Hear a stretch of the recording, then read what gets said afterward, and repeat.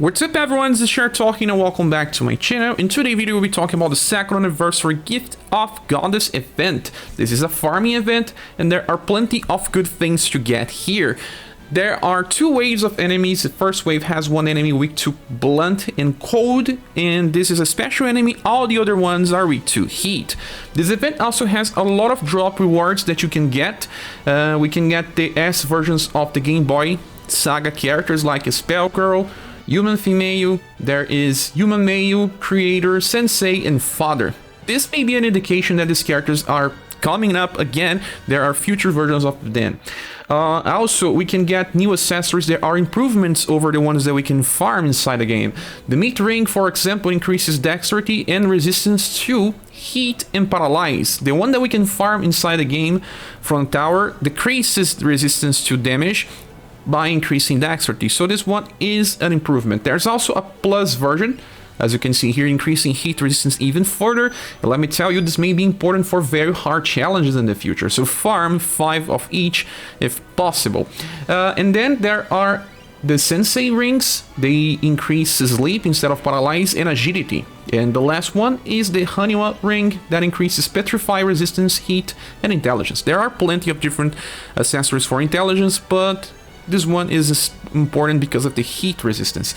With that said, we have a very nice shop as well with good things to get, like pieces of Goddess. We got one version of her by logging. Now you can max it just for fun. Don't purchase the rings from here because they don't come with the plus version and it's unnecessary. There are pieces for the new styles, some platinum tickets, book package, very nice because there's just so many new characters anyway. 3 amplification badges, nice. Now it seems to be standard. We always get 3 amplification badges. And equipment medals alongside flashstone medals and gold pieces. The shop is pretty crowded but with good stuff. I believe that people will take a lot of time on farming to get everything, especially the equipment medals. For newcomers, this is important to get the best weapons. With that said, let's talk about how to farm this. There are 3 different strategies that I'm using. So the first strategy uses the Magia fight formation. This one is good because it increases STR, dexterity, and intelligence on slots number 1 and 5. And number 5 has a decreased action order, while number 1 has an increase in action order. That's why I have Rick in the front line. I want to use the Flame Frenzy to do a lot of damage. It's not enough to kill one enemy, but it helps out Bertrand to kill the first enemy with Abbadon hands. That will trigger his innervate so that he can use Abbadon hands again on the next wave. This is the combination, but they together is still not enough to kill one enemy, that one that is not weak to heat. So I brought Orluge, but it can be anyone. I brought him because he has purple flames. It will be good on the next wave. So you have this. You can bring 2 trainees in the middle. Let's go.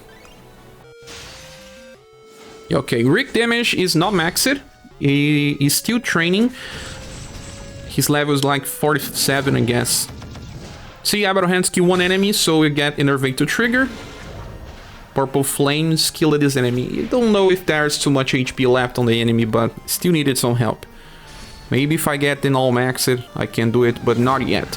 So Abbadon hands goes here, and then for flash, it's a very fast animation, and purple flames finishes, then off.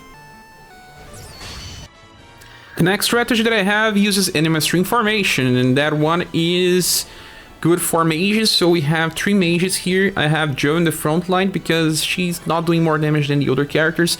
She opens with Sorbet Flambe and then El Nino from Inheritance. Then in the middle I have the newest Will because I got him. And then the last Polka. This last Polka can do Bird of Flame from Inheritance. This one is a free Inheritance, and then he uses Fireball. He cannot use Soul Burn unless he skips a turn. We don't know which one will go first, so this works. You just have to bring 2 trainees, but the front one you should decrease the agility so that it does not mess up attacking before the other characters. Okay, so Jo goes first. She has a fast attack. Let's see who goes second. Oh, Polka.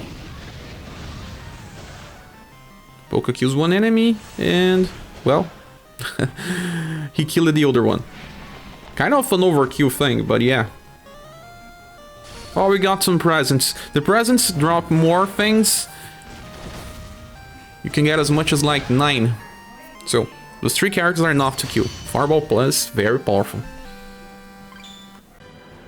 Well, this other one here brings Rainbow Rangers formation, and I have the newest Rick in the SDR position, and Genryu. Yeah, this is the second Genryu with the inheritance of IceFire Blast. This is gonna do a lot of damage.